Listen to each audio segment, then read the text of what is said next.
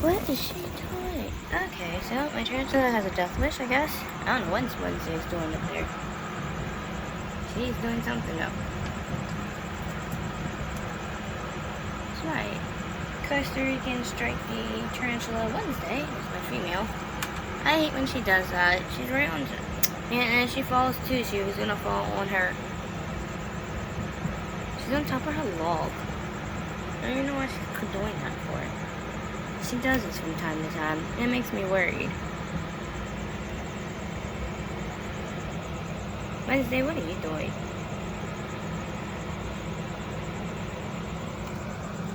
Taking that plump baby. Of course, my phone's gonna act stupid. I don't know what she's doing. My phone don't want to keep focus because this phone's stupid. The Ivy's out. Yeah, I don't know what Wednesday's up to. I'm not gonna be able to fall back to sleep. It's like, no, it's 1 in the morning. It's 1 o'clock in the morning. I don't know what she's up to though. She's such a weirdo. She makes me nervous when she does stuff like that. See, Wednesday, what are you doing? You have all that space in that big tank of yours, and then you want to do that. Girlfriend, you are not arboreal.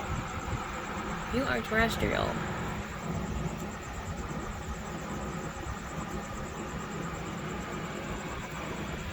It looks like I'm gonna have to put a plant in there. That way she can like climb on it the way Pumpkin does with the fake plant, and then they climb. She goes up and then she climbs down like a ramp. I think I'm gonna do that for Wednesday. Because when she does that type of stuff, it makes me nervous. I don't like it. I always worry about them falling and stuff, so. I know even though terrestrial tarantulas, I know even if they climb up, like a lot of them can still climb pretty good, but you know, they're not as stable as like navicularus and other boreals, where they're used to being the tree dwellers with their little hooks on their little feetsies. Like, some are tree dwellers for a reason, and some are terrestrial for a reason. I've seen some of them being clumsy and almost falling and getting hurt. So that makes me nervous when Wednesday does that. But she's going to be climbing up there. I'm probably going to put a book or something up there because this is easy to open. And trust me, don't think tarantulas can't get out of their cages because, oh yes, they can. I've seen it happen. Like I said, growing up, I had a Mexican Remy named Jed. You know, I still say it was a girl. And Jed was in a 10-gallon tank. And Jed would sit there and try to get out.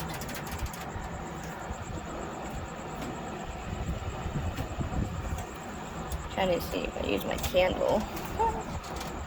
See if that will work. I kinda. Yeah, let's see if I can push another one on this side. But that's not gonna work like that. These are cute little candle things. And that's right, the top of that one's broken. That's why it fits in there. Oopsie. I like my little lights. Oh, that battery's dead. And that one. That's okay. Been decorating for Halloween. Isn't that cute? And these guys got their own special little Halloween lights. No, they're not that so bright. They're little spiders. I think they're cute. And then over here I put the pumpkins for these guys. And down here, I think that's, I can't remember whose cape is down here. Okay, orange lights. There's tarantulas down there. I think that, well, there's my Veracruz red rump. That's Galaxy's cage. Mexican red rumps right there. Veracruz red rumps right there. So that has to be one of my bird eaters. It's probably Phoenix's cage.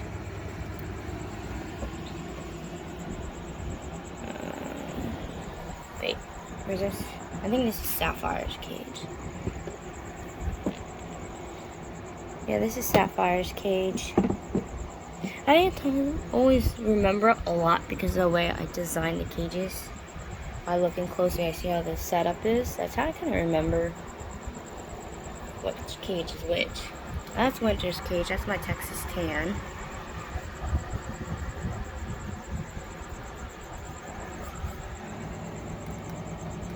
That's Posey. That's my Trinidad Olive. This pot, we're getting ready for a new baby, guys. The order's already been placed. They will be here next week. And we are getting a Brazilian blue. What I wanted to order the last time, but the time I went and ordered it, they were out of them. But luckily, I did really good selling a lot of crystals at my show this week. So this will be the sling pot for my Brazilian blue. I can't wait to get the Brazilian blue. I was deciding between the Brazilian blue and another Trinidad pink. But since I already have a Trinidad pink, I got the Brazilian blue. My Trinidad pink is... That's not my Trinidad pink. This is my Trinidad Chef Ron's cage. This is a Viper's cage. Which I don't even know where Viper is. I think Viper is in mold. They didn't eat their crickets from earlier, so I'm going to have to take them out. But I think that one's in mold. And of course down there's my other pink bird eater. That's Lotus. Over beside my bed is Autumn, which is a juvenile curly hair. Right there's Night Fury, another Texas tan. There's Jade, my Antilles. I think they're really going to be molting soon. They were up there, obviously, in their web. And then they moved down here to make a web. So, I think they're going to be molting again soon. This is Sauna's cage. Normally Sauna's over here in the corner. This is my Trinidad pink. And over in here is my GBB. I don't know what the hell that cricket's doing. Alright. Luckily I didn't go to the GBB. The GBB's in the log. They're doing great. This is Agate, my Panama Blondie. They were up over here earlier because they were jumping around earlier. I was watching them. I don't know where they bounced off to. They're so tiny. They're tiny just like Summer. Summer is my baby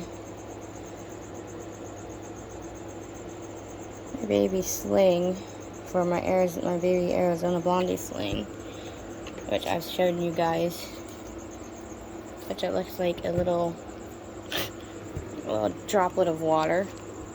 I don't know where its little butt is. It's hard to find them a lot. Sometimes it's hard to tell what's running around in the cage.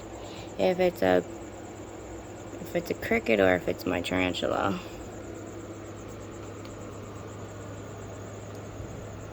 Oh, there it is. See, it's a little tiny dot. God, it's so tiny.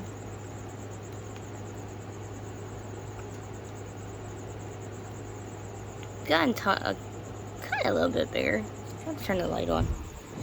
See it better. I think it's molting soon. I've been feeding it a lot of fruit flies. I've been trying to get its growth up.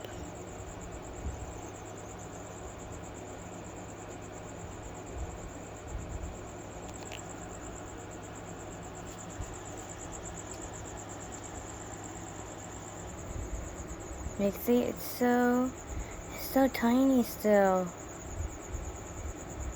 But I've been trying to feed it a lot, like to help get it to grow a lot better, but obviously I gotta feed more fruit flies in here. But look how tiny that little thing is still. It's doing great. It is doing great. They do not lie when they say these things grow slow. Here, I'm gonna feed them some fruit flies. Oh, look who came out. There's the earth tiger. I was about to pull it down and give it some water. I haven't seen them since I put them in there on the paper. They're looking great. That's why I love getting them this size, because it's a lot more comforting, because I know it's a better chance of survival.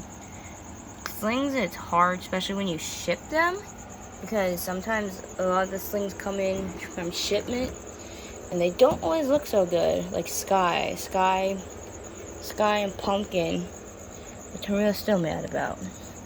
Pumpkin was my pumpkin patch that I've been wanting forever.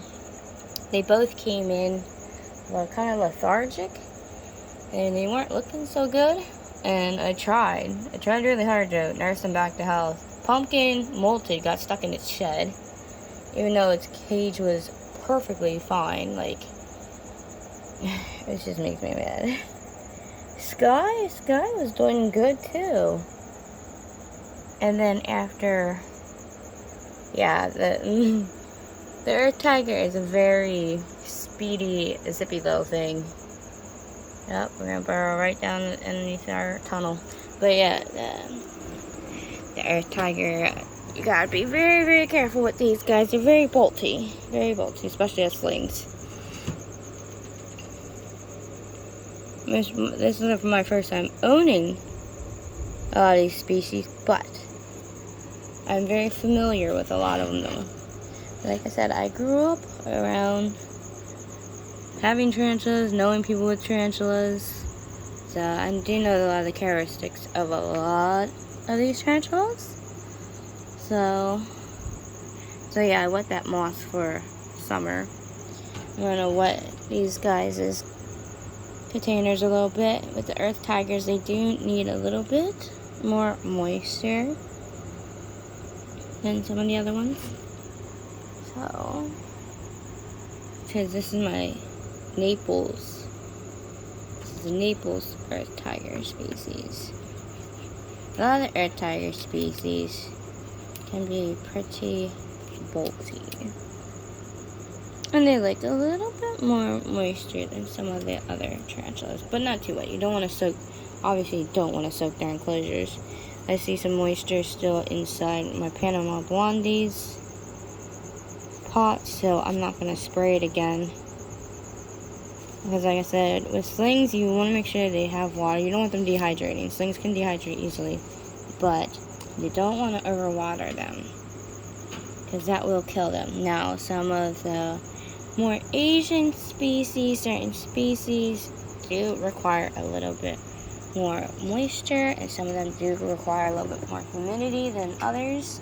Normally tarantulas don't need humidity all like that, but certain species do need it. So when you get your slings, make sure you definitely research where they're from and how they live, because the sling stage is very, very critical to a spider's life. Look at this funnel.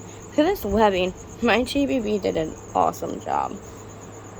Like, it's just amazing how that funnel system is. I love how it's webbing up everything.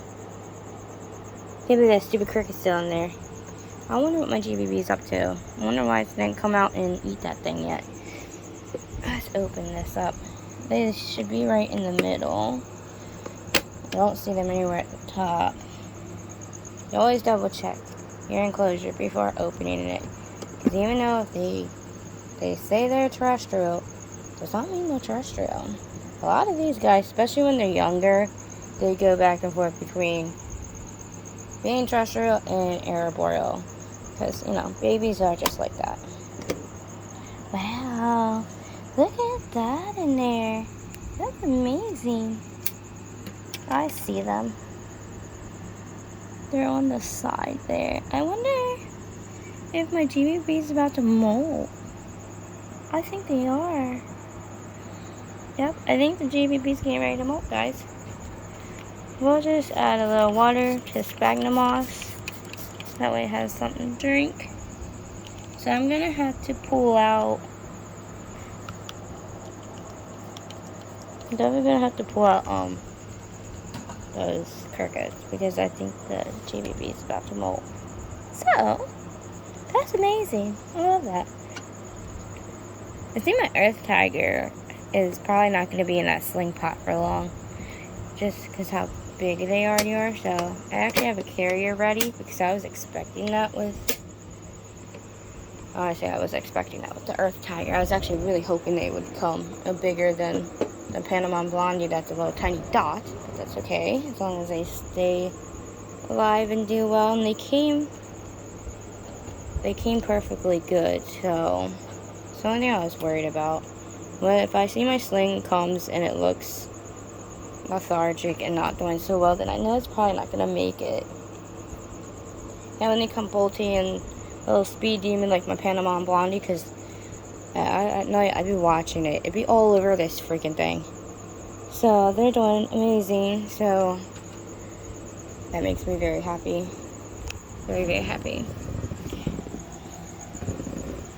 The only one that died that was doing perfectly fine and made it to a really good size was MJ. I still say MJ was killed. I'm not playing. I think someone murdered my tarantula, but I won't go there. I won't say a word because it won't be the first time. But anyways, so I know for a fact where I had their cage and where I did not have that cage.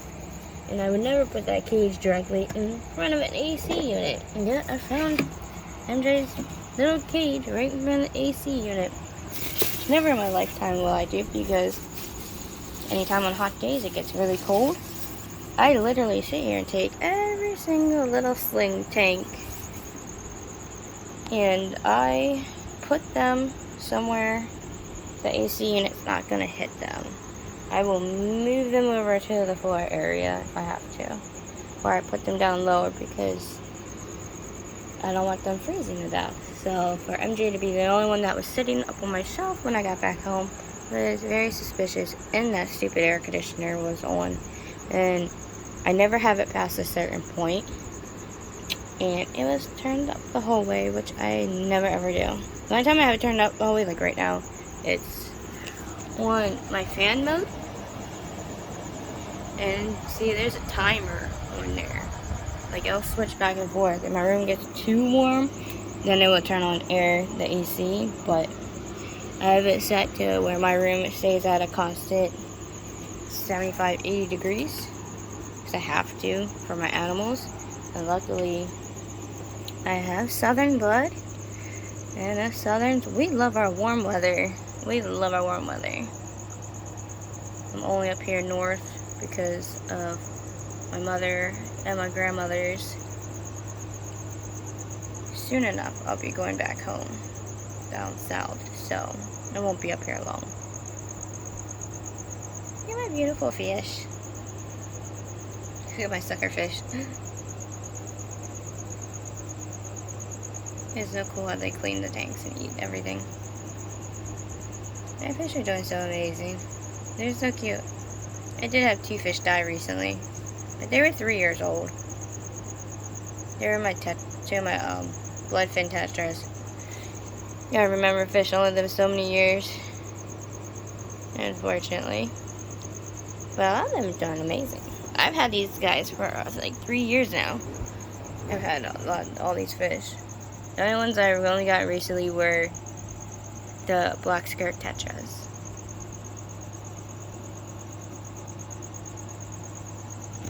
Like, there's all my Corydoruses.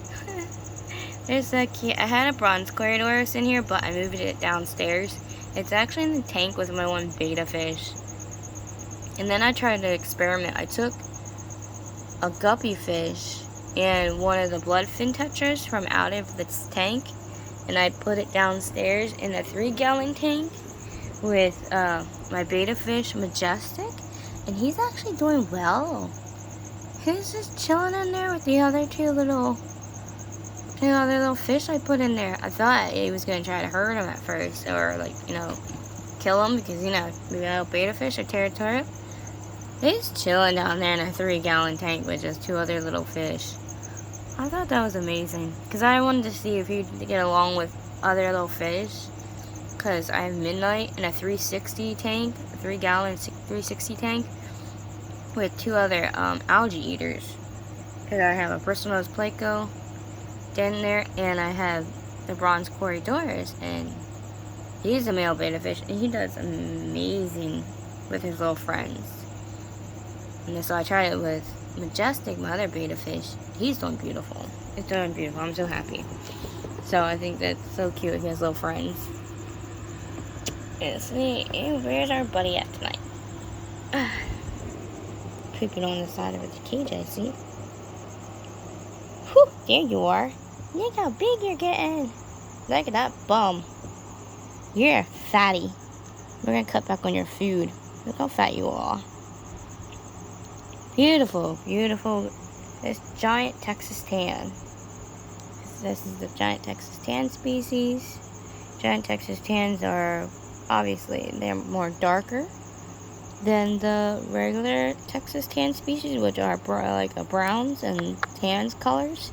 For some reason, the giant Texas tan has like black legs, more of a dark brown abdomen, and the carapace, which is the top there, is a tan color. Very, very beautiful tarantula. I love this tarantula. It is so funny. This little one here has been a joy to deal with since I got it as a tiny sling. It used to be a tiny sling like summer, because you saw that little tiny little thing. Yeah, him, well, I don't know if it's him, but this one in winter, my other giant Texas tan, oh my goodness, trying to rehouse them, even when I got them, because I got those from my actual pet store, but when I got them, they were so much above a pleasure trying to just put them in a sling pot. They were so freaking defensive. It was so funny at the time. I'd sit there and you see this little thing just go on its little hind legs and just sit up, and I'm like, what are you doing? But it was funny. And those guys can be, they act defensive, but they're just a bunch of goofballs. But yeah. So I'm gonna give these guys some fruit flies real quick. And then I actually need to get to bed. It's getting pretty late. And I gotta actually start packing more tomorrow. So I am going camping this week. And so I will be recording that shit show of a trip. Because trust me, it's gonna be a shit show. So I will see you guys a little bit later. Say goodnight, fishies.